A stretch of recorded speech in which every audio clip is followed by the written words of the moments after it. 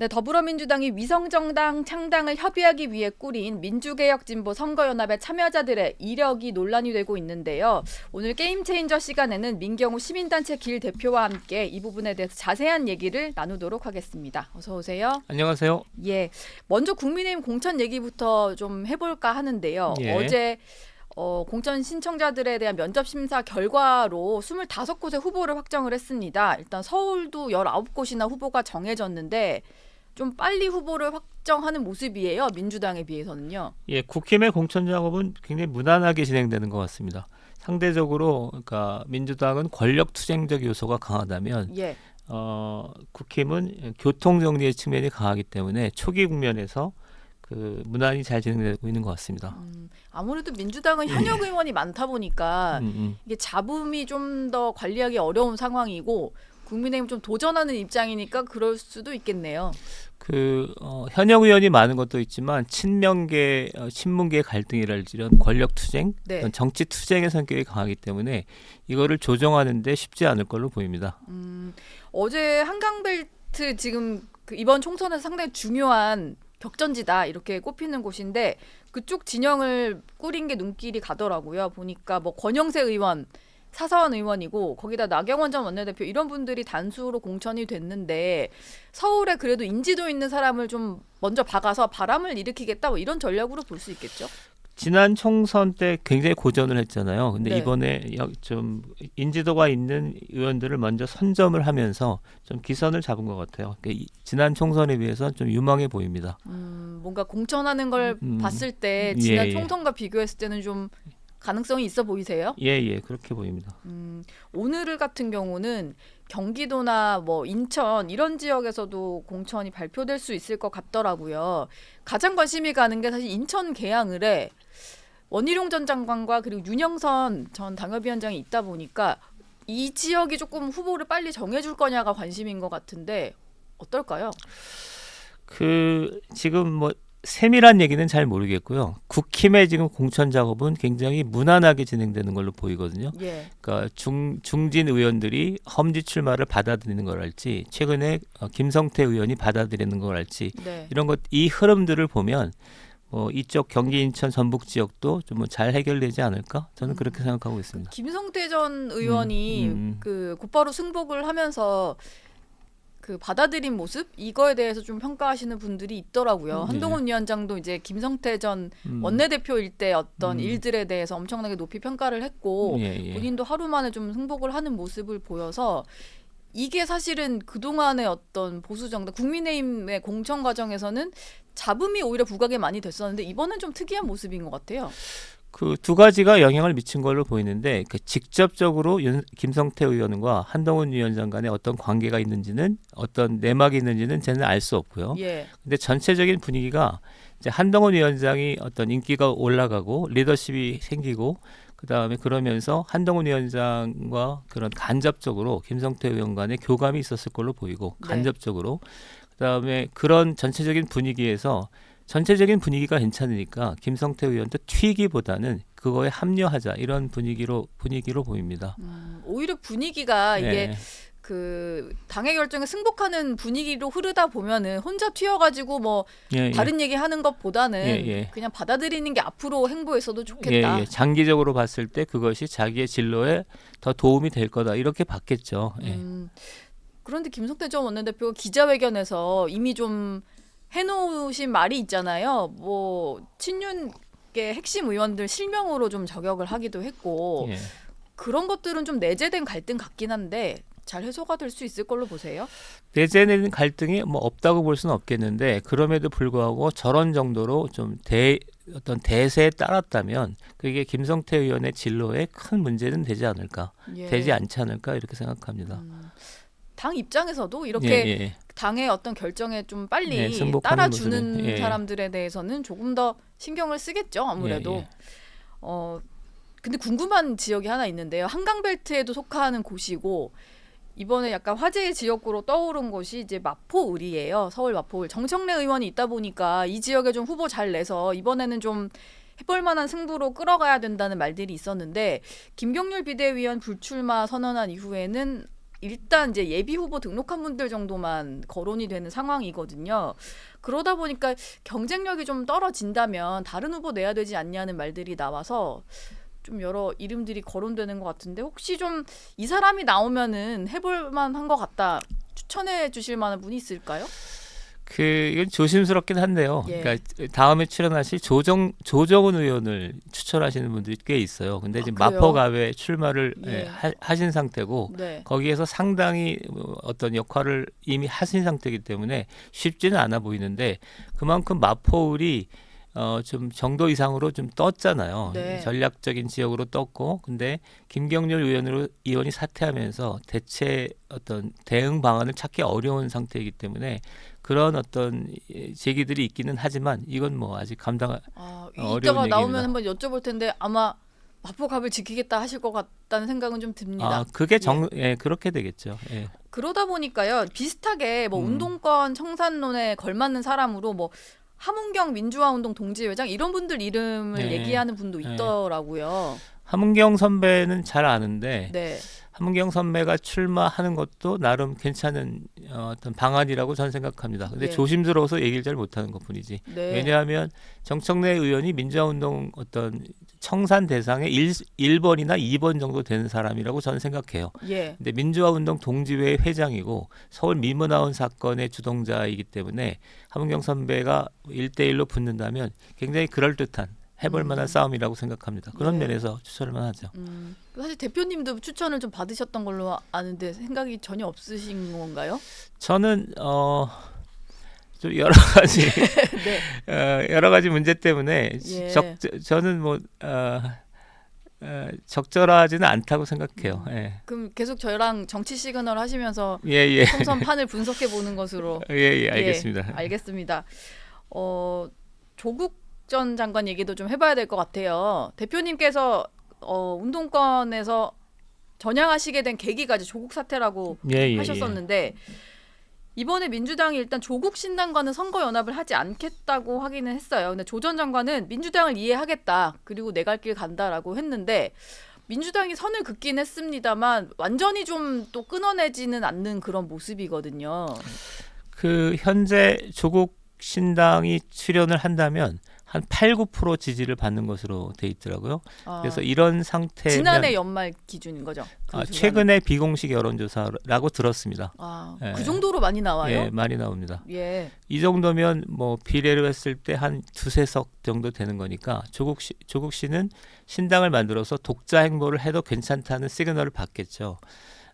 그래서 지금 보면은 뭐 어떤 형태로든지 고할 것으로 보입니다. 네. 그러니까 전체적으로는 조국 신당이 비례정당에 참여하는 것은 부정적인 여론이 많지만 그 정도 여론의 지지를 받고 있다면 독자적으로 하더라도 문제가 상황을 돌파할 수 있을 거라고 보기 때문에 아마 고할 것으로 보입니다. 예.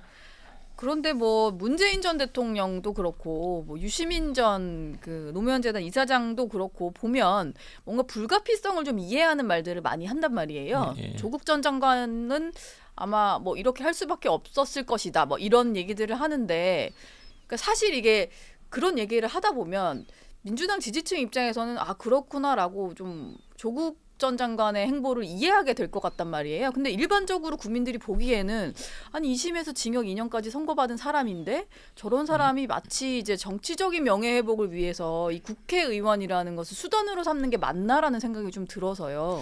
그러니까 여론층에 극단적인 이분 현상이 있다고 봐야죠. 그러니까 예. 조국 씨가 참여를 하게 되면 중도층의 이반을 불러올 텐데 반면에 민주당 내 극렬 지지자들의 입장에선 조국이 됐든 송영길이 됐든 그걸 지지하는 흐름이 있거든요. 예. 그러니까 중도층의 여론과 무관하게 그리고 그 여론이 한 8-9% 돼서 독자적으로 비례 후보를 당선시킬 수 있는 정도라면 뭘 할 텐데 그러니까 지금 민주당의 최대 딜레마는 이 중도층과 극렬 지지사의 이 여론의 극단적인 갈림이라고 생각해요. 네. 예, 그래서 그게 문제죠. 그렇다면은 사실 이제 이번 총선에서 여야 모두 뭐 원내 일당을 비롯해서 뭐 과반 의석을 하려면은 가장 중요한 건 각자 지지층 결집을 넘어서는 중도층을 좀 가져오는 것일 텐데 민주당 입장에서는 조국이나 송영길 신당의 출연은 중도층 가져오는 데는 조금 손해 보는 뭐 그런 상황 아닐까요? 현재 민주당의 최대 딜레마는 한 60%쯤 되는 대통령 부정 지지층 중에서 예. 자기의 지지 기반 아주 강고한 지지 기반 한 30% 이외에 그러니까 범야 성향이면서도 민주당의 비판적인 사람들이 있거든요. 네. 이 양자가 분리되어 있는 게 문제라고 저는 생각합니다. 그래서 지금 보면 조국 씨가 출연하는 게 중도층에는 불리함에도 불구하고 극렬 지지층이 중도층을까지를 포괄하는 넓은 시야를 가지고 끌어당기지 못해 견인하고 있지 못하는 게 최대 문제점이라고 봐야 되겠죠. 그런 안목과 시야가 없는 걸로 보입니다. 아, 안목과 시야가 없는 걸로 보인다. 조 전 장관이 어제 광주를 찾았는데요. 5.18 민주묘지를 찾아서 여기 좀 뭐 유명한 전두환 비석이 있습니다. 이걸 밟냐 안 밟냐 뭐 이런 여러 가지 논쟁들이 있는데 일단 전두환 비석을 발로 밟으면서 나는 뭐 예전에 조국으로 돌아갈 다리를 불살랐다 이런 얘기를 했거든요. 이 말은 어떤 의미로 좀 해석을 해볼 수 있을까요? 조국 씨의 행동은 전체적으로 보면 정치적 의미보다는 쇼맨십 같은 거라고 저는 생각합니다. 쇼맨십이요? 예, 네. 그러니까 그 조국 씨가 뭐 5.18과 별다른 관계도 없고 그다음에 광주에서 뭐 어떤 특별한 의미가 있는 것도 아니기 때문에 이거는 광주 5.18이나 민주화 투쟁을 어떤 자양분으로 해서 자기의 정치적 입지를 강화하려는 거지 특별한 의미는 없다고 생각해요. 그러니까 5.18 때 조국 씨가 거기에 가야 될 아무런 이유도 없죠. 그냥 쇼맨십 같은 거라고 생각합니다. 쇼맨십 같은 것으로 예. 결국은 어쨌든 위성정당 형태가 될 것 같아요. 물론 이제 민주당이 선을 그었고 별도로 하겠다라고 얘기는 하고 있습니다만 아무래도 4년 전에 열린민주당 모델이 되지 않을까 싶거든요. 예. 결과적으로 그냥 조국 전 장관 정당이 표를 많이 얻어서 의석으로 들어오면 나중에 합당하는 뭐 이런 식이 되지 않을까 싶은데 예. 뭐 그렇게 되겠죠? 예, 그렇게 염두에 두고 있는 것 같고 예. 정청래 씨가 하는 발언, 그러니까 조국 씨를 환영한다, 조국 씨 행보를 환영한다는 것도 네. 그 열린민주당 모델을 염두에 두고 있는 것 같습니다. 예, 뭐 큰 바다에서 만나자 이런 예, 말들이요. 큰 바다에서 만나죠. 이재명 대표 같은 경우도 누구나 정치 활동에 자유가 있다 이런 말을 했거든요. 뭐 당연한 말인데 어쨌든 조국 전 장관, 뭐 송영길 전 대표 이런 분들의 어떤 행보에 있어서 딱히 뭐 내가 나서서 말할 정리할 부분은 아니다 이런 것 같아요. 그러니까 조국 신당의 출연에 대해서 불편한 감정을 갖고 있을 텐데 네. 이재명 당대표가 그렇다고 해서 그걸 반대하거나 이런 게 당대표로서의 어떤 적절한 처신이 아니라고 보는 것 같습니다. 그래서 원론적인 입장을 표명하는 거로 저는 봅니다. 근데 뭐 민주당 입장에서는 그래도 의석을 어느 정도 확보하면 이게 우리 우군이 될 수도 있는 거니까 뭐 딱히 뭐 안 좋은 상황은 또 아니라 이렇게 볼 수도 있겠네요. 예, 예. 지금 나서서 반대 입장을 표명할 필요까지는 없는 그런 예. 상태가 아닐까 싶습니다. 여론조사는 한번 나오는 걸 봐야 될 것 같습니다. 예, 왜냐면 예, 지금 예. 개혁신당이라는 그렇죠. 예. 것도 등장을 했다 보니까 어떻게 좀 흐름이 가고 있는지는 봐야 될 것 같고요. 조 전 장관의 어떤 그 생각이 좀 궁금하긴 한데 일단은 뭐 민주당 쪽 특히 뭐 친문 진영 쪽에서는 약간의 불가피성을 이해해주는 뭐 그런 흐름이 있는 것 같고 근데 민 대표님이 보시기에는 누가 봐도 이제 곧 대법원 선거가 나올 만한 상황인데 그 정치적으로 명예회복하겠다면서 당을 만드는 속내는 좀 어디에 있다고 분석을 하세요? 이해가 안 되는 상황이죠. 그러니까 2심에서 징역 2년을 선고를 받았다면 대법원에서 이게 뒤집힐 가능성은 없잖아요. 네. 그러면 구속이 되는 건데 이런 상황에서도 신당을 만들겠다 이렇게 되면 그동안의 조국 씨의 어떤 행보들까지를 고려하면 저는 정치적 오기 오기요. 예, 상황이 이렇게 복잡하게 얽혔잖아요. 지금까지 몇 년간 네. 이것을 그러니까 끝까지 내가 갈 때까지 가서 문제를 어떻게든 문제를 제기해 보겠다. 뭐 이런 정치적 오기지 그 이상의 어떤 정치적 비전이나 안목이나 이런 게 있는 것 같지는 않습니다. 기본적으로 본인이 어떤 받았던 검찰 수사라든지 기소된 사건의 자체에 대해서 내가 법무부 장관이 되면서 좀 내가 지었던 죄보다 좀 더한 수사를 받았다 이런 생각을 좀 하는 것 같은데. 예. 상당히 복잡한 심정일 거예요. 그러니까 지금까지 있었던 모든 정치적 과정, 법률적 과정을 인정하지 않는 상태 같습니다. 네. 그리고 무엇이라도 해서 그동안에 있었던 상황을 회피하거나 아주 만회하려고 하는 심리적 요인이 아주 강하게 작동하고 있기 때문에 네. 누가 말려도 지금 저는 안 되는 상태죠. 갈 때까지 가봐야죠. 남자들은 좀 그렇습니다. 갈 때까지 가봐야 되는 상황이다. 또 한 분 갈 때까지 가봐야 되는 상황인 분이 있는 것 같은데 이분은 조금 더 상황이 일단 구속이 되신 상태인데 송영길 전 민주당 대표도 옥중 창당을 예고한 상황이에요. 이건 좀 어떻게 봐야 될까요? 옥중에서 창당하는 걸 좀 본 적이 없는 것 같은데. 그러니까 조국이나 송영길 씨나 한국 정치에서 있어 본 일이 없는 새로운 길들을 가잖아요. 네. 그리고 논리 구성에 있어서도 저게 저렇게까지 얘기를 하는 것이 무리 아닐까라는 얘기들을 그냥 아무렇지도 않게 한다고 보거든요. 그러니까 송영길 전 의원의 경우에도 그렇다고 봅니다. 예. 그러니까 지금 상황을 아무것도 인정할 수 없는 상태에서 끝까지 한번 가보자 뭐 이러는 거지. 미래에 대한 어떤 상황을 정세를 정확하게 예측하고 그 어떤 목표를 갖고 가겠다 뭐 이런 것 같진 저는 않습니다. 정치적 오기 끝까지 상황을 가보겠다라는 뭐 그런 네. 거라고 생각합니다. 이게 사실 정치가 누가 누구를 어떤 세력이 어떤 세력을 심판하라고 뭐 국민들이 뽑아주는 것은 아닌데 뭔가 흐름이 좀 이번 총선은 이상하게 좀 가고 있다는 생각이 좀 들고 민 대표님 법률가는 아니십니다만 하나 좀 궁금해서 여쭤보자면요. 송영길 전 대표 같은 경우는 어쨌든 1심에서 구속이 됐잖아요. 그래서 구속 상태로 재판을 받고 있는데 조국 전 장관 같은 경우는 1심, 2심이 다 유죄로 인정이 됐는데도 법정 구속은 피했단 말이에요. 이게 이 차이가 좀 뭔지가 궁금해요. 최근에는 구속 여부가 증거인멸할 가능성이 있냐 없냐가 굉장히 중요하잖아요. 도피하고 증거인멸인데 네. 도피는 아닐 테니까 증거인멸의 가능성이 있다라고 보면서 송영길 의원은 구속되고 그러니까 조국 씨는 지금 2심까지 왔기 때문에 증거인멸의 가능성은 없잖아요. 사실 뭐 기소된 예. 것도 워낙 오래됐죠. 예. 한 4년 가까이가 됐으니까요. 증거는 다 확인이 돼 있기 때문에 네. 그 증거인멸의 가능성이 없어서 구속을 피할 수 있었던 것으로 저는 일단 법률가가 아니기 때문에 네. 그렇게 생각합니다.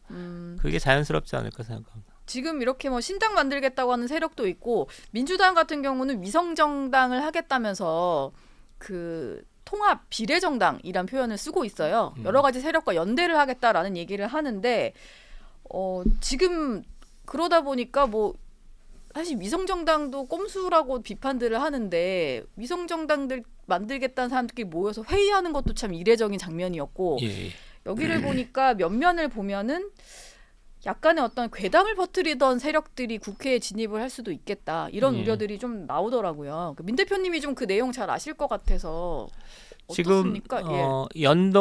연동형이냐 병립형이냐를 갖고 갈등을 했잖아요. 근데 연동형을 강하게 주장하면서 이재명 대표를 압박했던 세력이 있어요. 네. 그게 유인태, 뭐 김부겸 같은 원로 그룹이 있고 민주당의 81명 국회의원이 있고 세 번째는 뭐 녹색정의당과 같은 소수 정당이 있고 그다음에 제야에 주로 거리투쟁 그러니까 반체제적 입장에서 거리투쟁을 했던 제야 세력이 있습니다. 예, 주로 뭐 네. 그 촛불 집회 같은 거 하면서 대정부 투쟁했던 분들이요. 한 지난 20년간 아주 큰 규모의 대중투쟁, 거리투쟁이 벌어졌는데 대표적인 게 한미 FTA, 사드, 효순이 미선이 싸움 같은 예. 약간 반체제적이죠. 그러니까 네. 제도권 안에 의제라고 보기 어려운 거를 가지고 싸움했던 사람이고 저도 그쪽입니다. 예. 그쪽 활동을 상당히 오래 했고 그다음에 저랑 같이 활동했던 그런 분들이 연동형 비례대표를 이재명 대표에게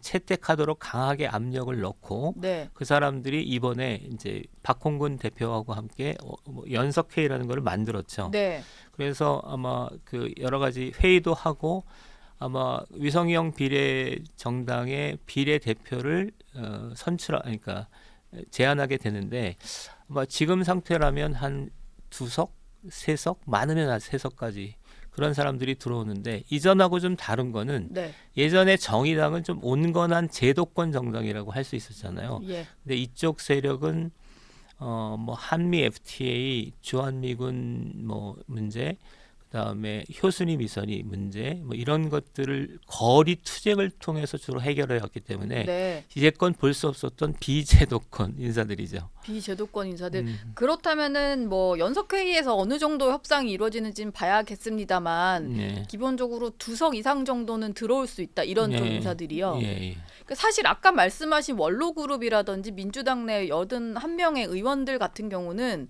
연동형을 받으라는 거지 위성정당을 만들라는 건 아니었잖아요. 예. 위성정당 방지법을 통과시켜서 예.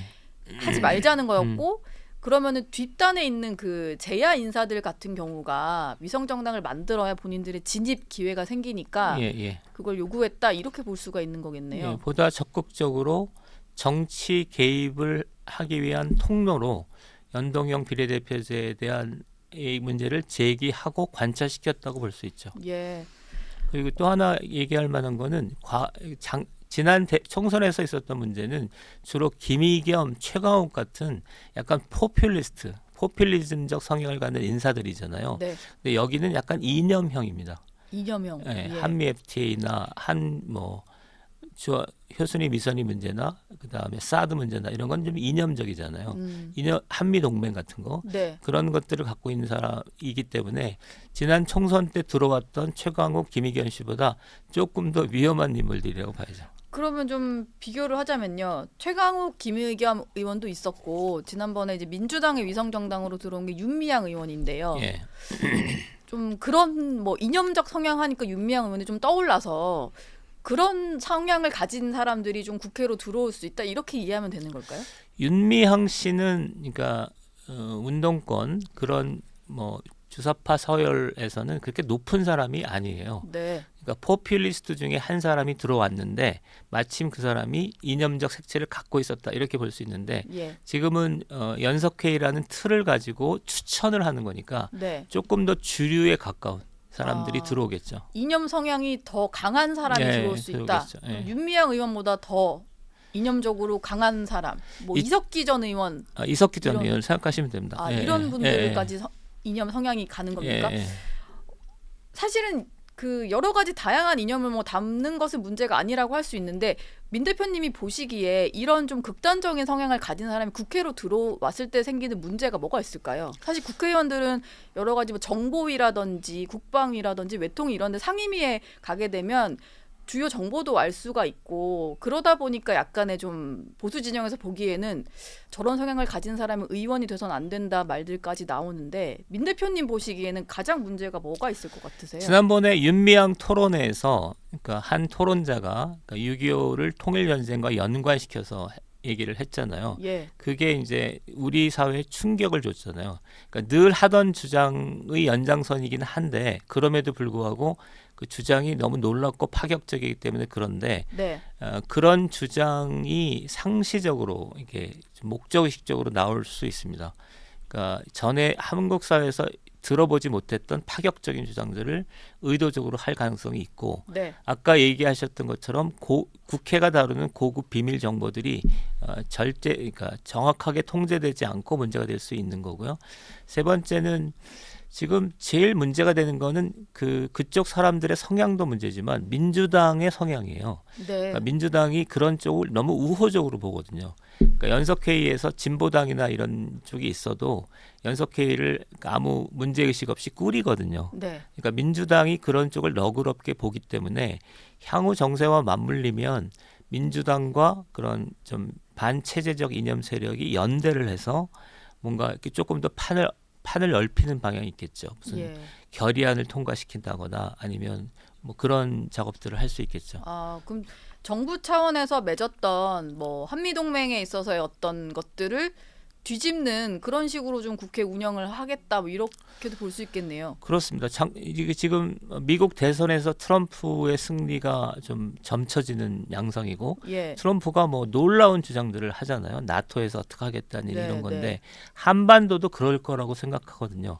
이럴 때 이제 정부와 좀 다른 이색적인 의견을 가지고 한국 내에서 정치 지형에 파란을 몰고 올 수 있죠. 한두 명이라도 예. 이게 효과적으로만 작동이 되면 그렇게 돼요.